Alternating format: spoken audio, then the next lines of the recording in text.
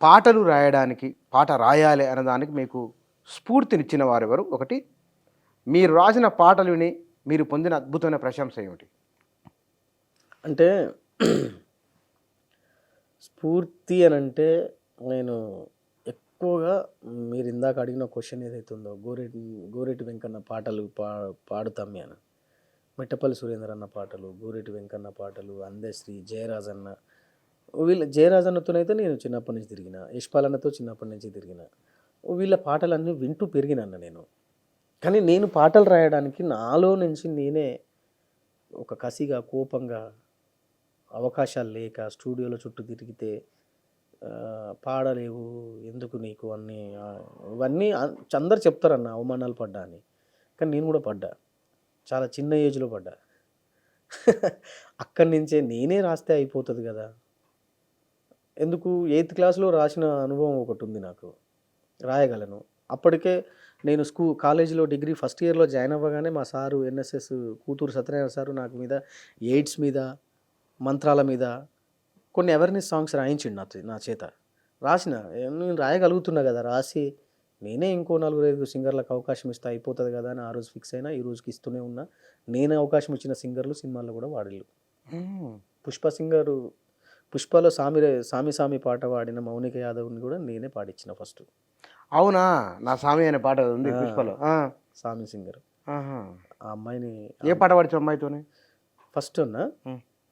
First నేను కట్ట మీద కూసున్న ఫోక్ పాడది. కట్ట మీద కూసున్నాడే సక్కని సూపుల సిన్నోడే, మేనరికమున్న పిల్లోడే మా ఇంటి ముందర ఉంటాడే, లబ్బరు గాజులు తెచ్చాడే, రిబ్బన పువ్వులు తెచ్చాడే, కట్ట మీద కూసున్నాడే, కట్ట మీద కూసున్నాడే. ఇదోటి కలరు ఫుల్లు రిబ్బన కావాలే, బుంగలు రావాలే, గల్లు గల్లు గంటలున్న గజ్జలు కావాలే, నా కాళ్ళకు మెరవాలే, బావా నా కళ్ళకు కాటుక కావాలే, బావా నా కళ్ళకు కాటుక కావాలే, అది అచ్చమైన ఐటెక్స్ కంపెనీ అవ్వాలే.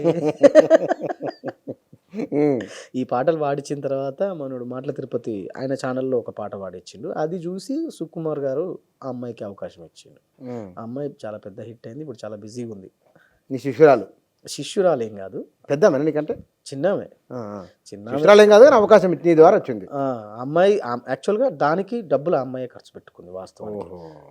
ఆ అమ్మాయి సాయి చరణ్ రెడ్డి అని ఒక తమ్ముడు ఉంటాడు, ఆ తమ్ముడు వాళ్ళు ఖర్చు పెట్టుకొని, ఇప్పుడు అప్పటికే నా ఛానల్ స్టార్ట్ చేసిన నేను, నాకు సబ్స్క్రైబర్స్ అప్పటికే 1 lakh సబ్స్క్రైబర్స్ ఉన్నారు. ఒక ప్లాట్ఫామ్ అయినా కావాలి కదా. అవును, రాసేటోడు కావాలి. తప్పకుండా అది అవకాశం. ఇప్పుడు మనకు ఎంత టాలెంట్ ఉన్నా ఎవరో ఒకరు ఉండాలి.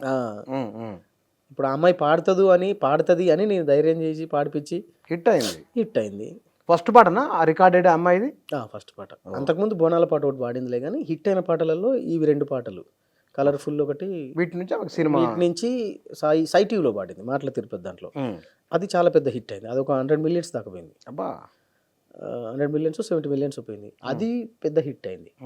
దాన్ని చూసి సుకుమార్ ఈ అమ్మాయికి అవకాశం. సినిమాలో కూడా హిట్ ఆ పాట, మామూలు హిట్ కాదు. అవును, సినిమాలో కూడా హిట్. అట్లా సోనీ ఆదర్ల, వీణ, ఒక్కసారి అయిన తర్వాత చాలా మందికి అవకాశాలు ఇప్పించిన నేనే. మంచి ప్రశంస ఎవరి దగ్గర నుంచి? అయితే యాక్చువల్గా ఒక ఫోక్ సాంగ్ వచ్చిందన్న నాకు ఆ ప్రశంస రీసెంట్గా. జిల్లేలమ్మ జిట్ట అని ఒక ఫోక్ సాంగ్ ఉంటుంది. ఏదది?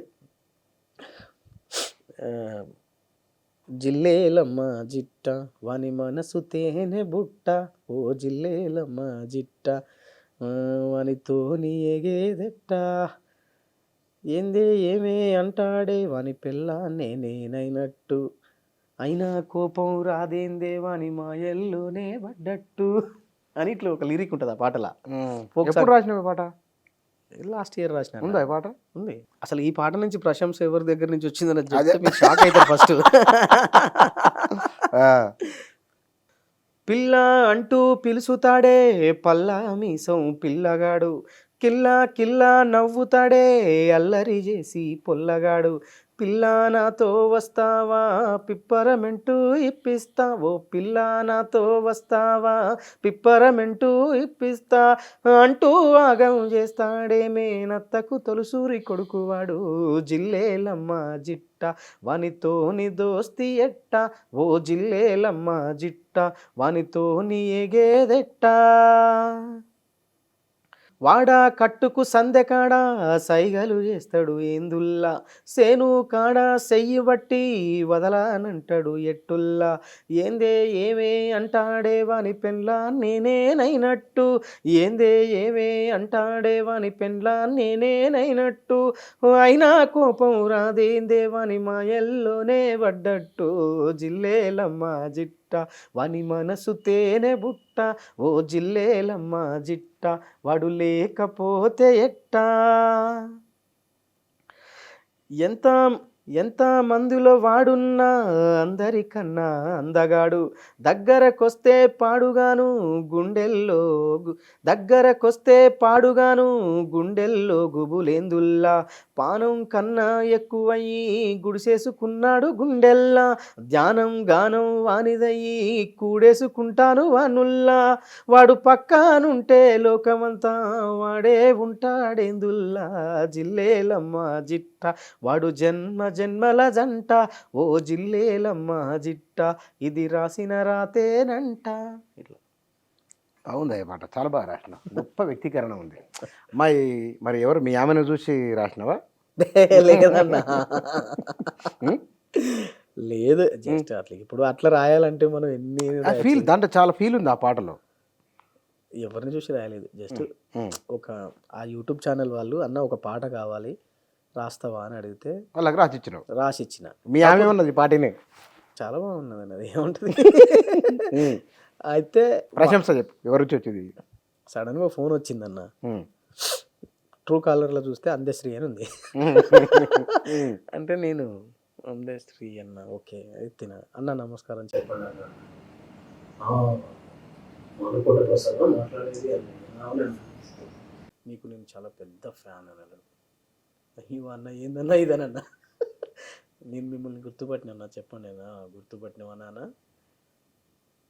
ఇది నువ్వేనా రాసింది? జిల్లేలమ్మ జిట్ట వాని మనసు తేనె బుట్ట జిల్లేలమ్మ జిట్ట వాని తోని ఎగేదెట్ట ఏందే ఏమే అంటే అది మొత్తం చదువుతున్నాడు అన్న. ఏందే ఏమే అంటాడే వాని మాయల్లో నేను వాని పెళ్ళాన్నే నేను అయినట్టు మన మాయల్లో నేను పడ్డట్టు అయినా కోపం రాదేందే వాని మాయల్లో నేను పడ్డట్టు. గొప్పగా రాసినావు నాన్న. అంటే జిల్లేలమ్మ జిట్ట అనే పదాన్ని అప్పుడెప్పుడో క్లెమెంట్ వాడిండు, జానపదం హిట్ అయింది. మళ్ళీ నువ్వు వాడిను, పాట హిట్ అయింది మంచిగా. అంటే జానపదాన్ని వాడుకోండి బిడ్డ, కానీ మంచిగా వాడండి. నువ్వు వాడిను, పాట హిట్ అయింది, పదం నిలబడింది, జనాల్లో బతికింది, చాలు.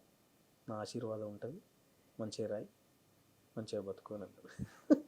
గ్రేట్, చాలా మంచి ప్రశంస. నిజంగానే నువ్వు ఇంతవరకు వాడిన పాటలలో కొన్నిట్ల ట్యూన్ బాగుంది, కొన్నిట్ల రిథమ్ బాగుంది, రైమింగ్ దీంట్లో నీకు సాహిత్యం బాగుంది. తర్వాత నువ్వు పోల్చిన పోలికలు అద్భుతమైన ప్రతీకలు, మామూలు ప్రతీకలు కావు.